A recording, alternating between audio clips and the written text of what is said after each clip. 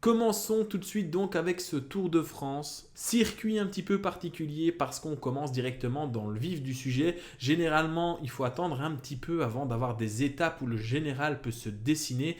Et bien ici, on est directement plongé dans le grand bain avec des étapes qui vont être difficiles dès les premiers jours et des étapes dans lesquelles on pourrait déjà peut-être gagner le Tour de France et en tout cas pour ceux qui n'ont pas de chance, ils pourraient déjà le perdre. Et il faudra donc être super attentif pour les favoris du classement général et on a le retour du système de bonification à certains endroits clés, dans des étapes clés qui vont aussi rendre le tour très intéressant cette année. Ce Tour de France, c'est donc 3399,5 km à parcourir avec différentes étapes comme d'habitude, des étapes de plaine, des étapes de montagne, des étapes de moyenne montagne, des étapes accidentées et on commencera directement ce samedi par une étape accidentée. Ce qui est assez rare pour être souligné, généralement on a des étapes qui sont plutôt plates et destinées aux sprinteurs, il n'en est rien pour ce début de Tour de France. Ce Tour de France c'est donc 23 jours, 21 étapes, un des Tours de France les plus difficiles qu'il y ait eu ces dernières années. 8 étapes de plaine, 4 étapes accidentées, 8 étapes de montagne dont 4 arrivées en altitude. Il y aurait évidemment un contre-la-montre